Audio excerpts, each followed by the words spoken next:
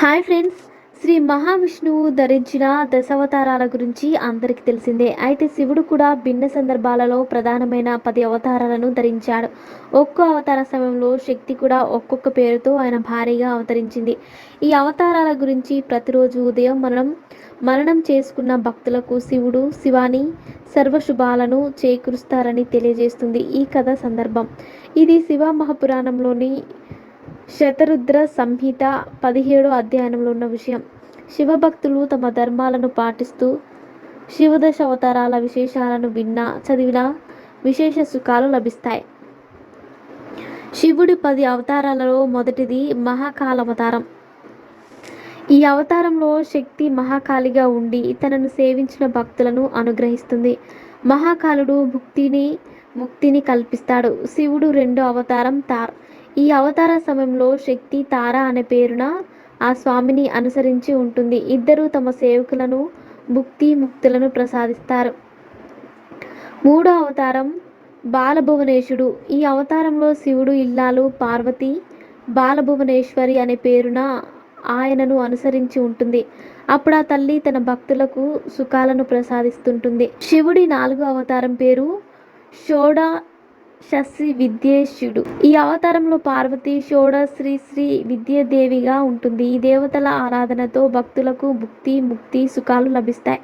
ఐదో అవతారం పేరు భైరవుడు. అప్పుడు పార్వతీదేవి భైరవిగా ఉంటూ ఉపాసకులకు భక్తులను సర్వకాలాలలోనూ అనుగ్రహిస్తూ ఉంటుంది. శివుడు ఆరో అవతారమే చిన్నమస్తకుడు. అప్పుడు చిన్నమస్తకిగా పార్వతి అవతరించి భక్తులను అనుగ్రహిస్తుంటుంది.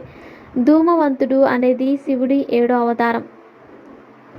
ఈ అవతారం అప్పుడు పార్వతి ధూమావతి అనే పేరున ఉంటుంది. ఉపాసకుల కొంగు బంగారంగా ఈ అవతారంలో ఆది దంపతులు ఉంటారు.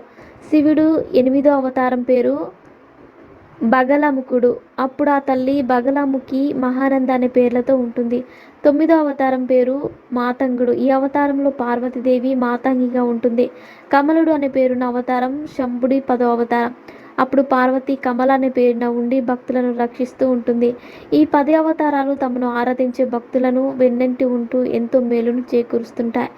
ఈ అవతారాలన్నీ విడిగా కన్నా తంత్రశాస్త్రాలలో ఎక్కువగా కనిపిస్తుంటాయి. ఈ తంత్రశాస్త్రాలలో కనిపించే పార్వతీదేవి అవతారాలు తమ భక్తుల శత్రువులను సంహరించడం, దుష్టులను శిక్షించడం, నిత్యం బ్రహ్మవర్చస్సును పెంపొందిస్తూ ఉండడం చేస్తుంటాయి.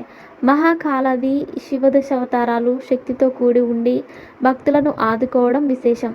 తంత్రశాస్త్రానుసారం ధూమావతి బగలముఖి లాంటి శక్తులన్నిటికీ విడివిడిగా మంత్రాలు ఉపాసన విధులు ఉన్నాయి. అవన్నీ సంపూర్ణంగా తెలిసినా తెలియకపోయినా ప్రతిరోజు ఉదయం వేళ ఈ దశావతారాల్లోని శివశక్తులను స్మరించడం పుణ్యప్రదమని శివపురాణం వివరిస్తోంది. మరిన్ని ఇంట్రెస్టింగ్ అప్డేట్స్ కోసం మా ఛానల్ని సబ్స్క్రైబ్ చేసుకోండి.